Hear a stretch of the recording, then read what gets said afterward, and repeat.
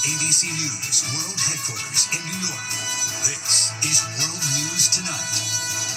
Good evening. Thanks for joining us on this Saturday. I'm Wade Johnson. Breaking news as we come on tonight. An emergency landing after a bird strike at Boston's Logan International Airport. The plane landed safely and passengers eventually moving on to another plane. But it comes during a record-breaking holiday travel weekend. More than 45 million Americans on the move. TSA screening more than 3 million on Friday alone. That's one of the busiest days ever. Newark Airport still struggling with flight delays due to an ongoing shortage of air traffic controllers. Delays now averaging more than 2 hours, despite the FAA cutting the number of flights after weeks of disruptions. More than 39 million Americans are driving to their holiday destinations, but severe weather could disrupt some of those travel plans, especially in parts of the South. ABC's Morgan Norwood leads us off from New York. Tonight, Americans on the move. More than 45 million making the mad dash to their Memorial Day destinations, according to AAA projections. The TSA screening more than 3 million on Friday alone, marking the busiest travel day of the year so far. The travel crush testing the limits of the nation's already strained aviation industry.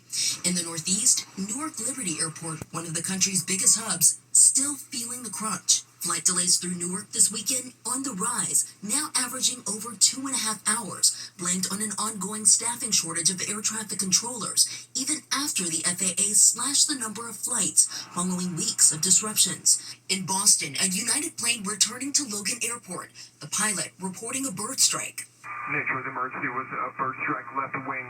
Nationwide, the TSA screening more than 3 million people on Friday alone, marking the busiest travel day of the year so far. The line was really, really long today.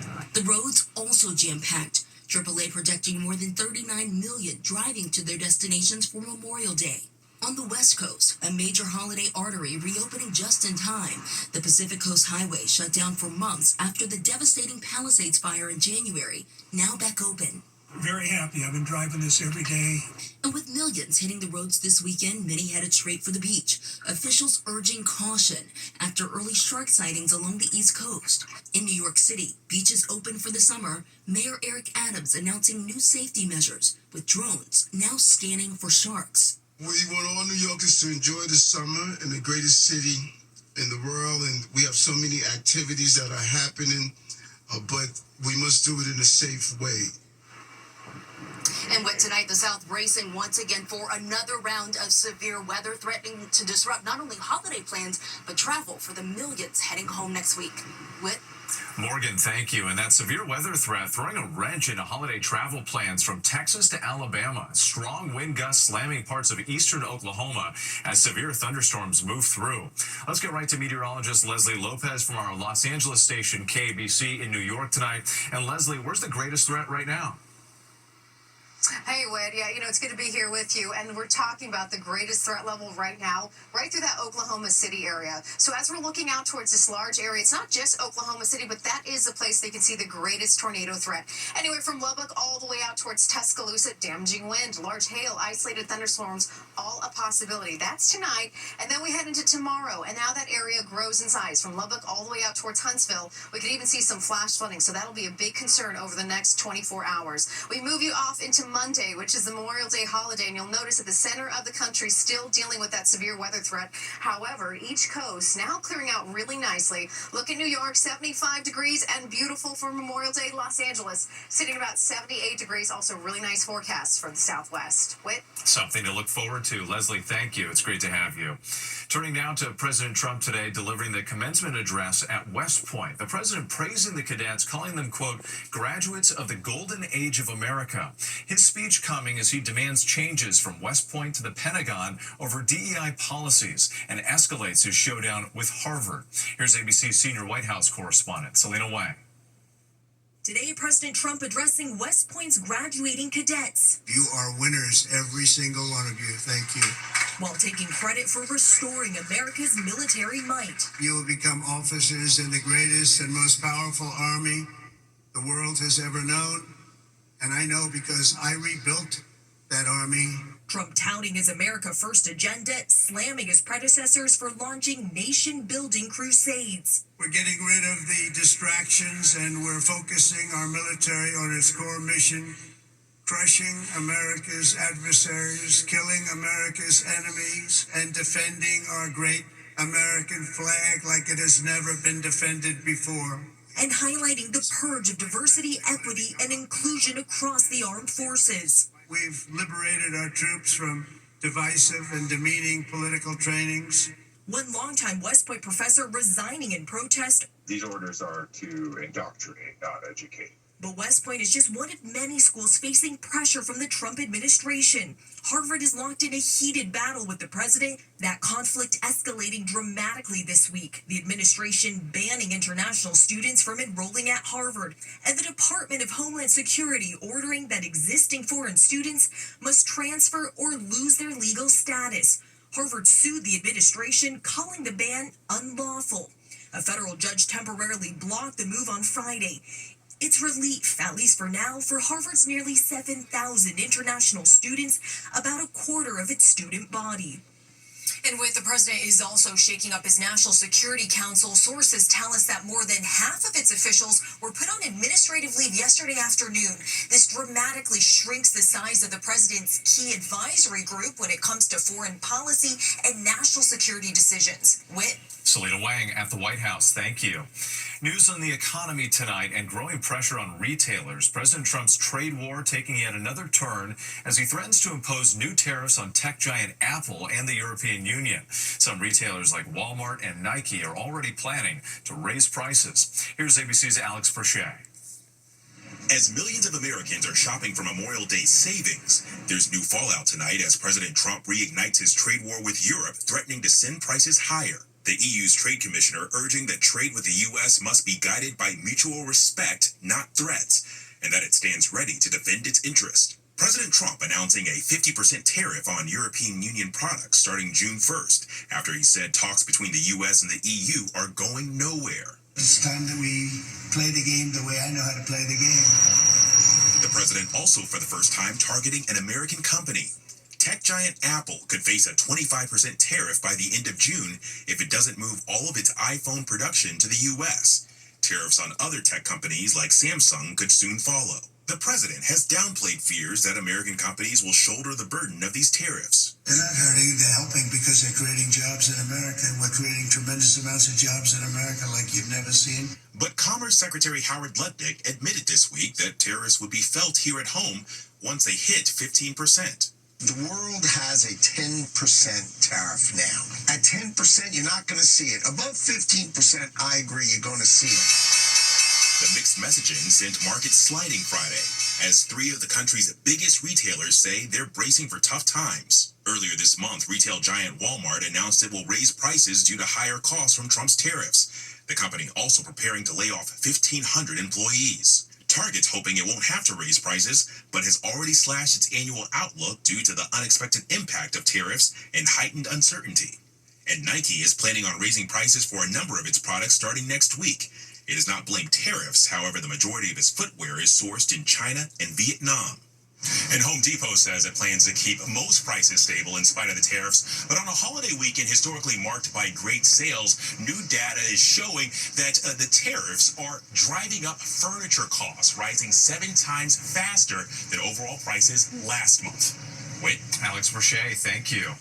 Now to the frightening scene at a college graduation. 12 people were injured after a tree fell during the commencement ceremony in Northern California. At least 2 people were rushed to the hospital. Here's ABC's Melissa Adan. Tonight, authorities say 12 people are injured and at least 2 hospitalized after a tree fell onto onlookers during a community college commencement in Northern California. There's a tree obstructing the path to the left here. Please clear the way for an emergency response. The incident disrupting the end of Diablo Valley College's ceremony for nearly 2,500 graduates. We're getting several calls about a tree that just fell on people at graduation. Officials say that tree falling on bystanders watching the ceremony. I believe they were on a walkway adjacent to the football field. The college saying in a statement, police and EMT were on site, additional emergency responders arriving within minutes to treat the injured, and that they were able to complete commencement and remove the tree. The college is also looking into how that tree was maintained and what caused it to topple over onto the crowd.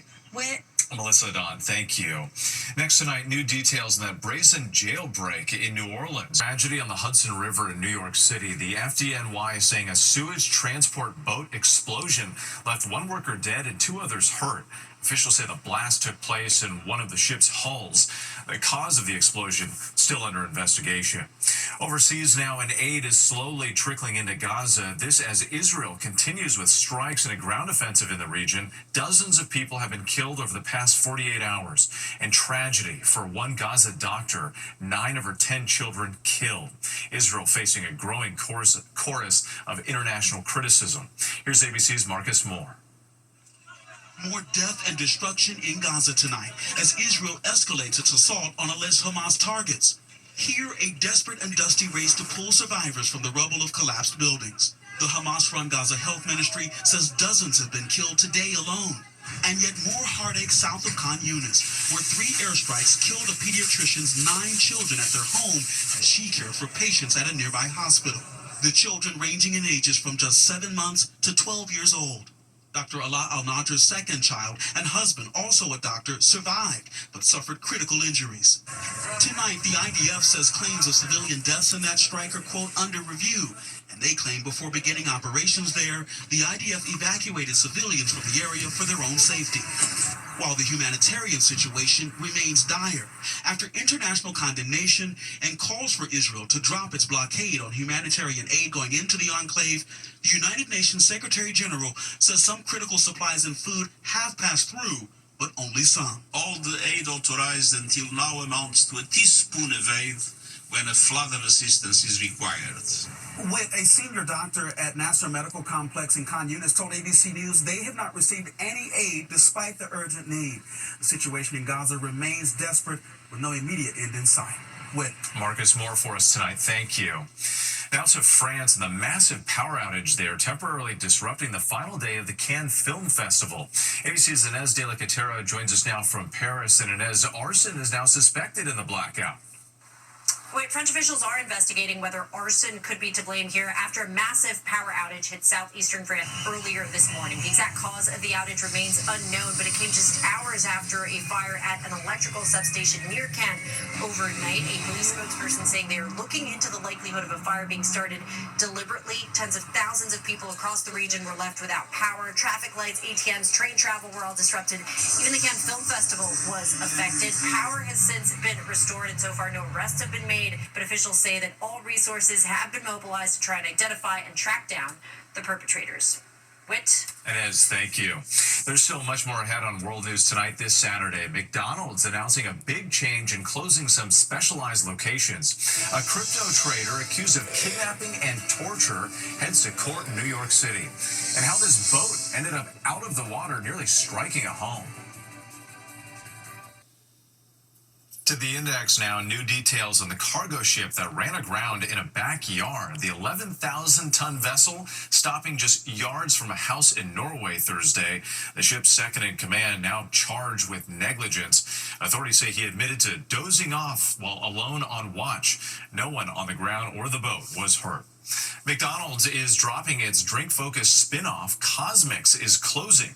The stores with drinks like a matcha ice latte hope to compete with Starbucks and others. However, the company says sales were lower than expected. All 5 pilot locations will close next month, though some menu items will land on McDonald's menus. When we come back, a teenage athlete surviving a life-changing health scare, now working to help others.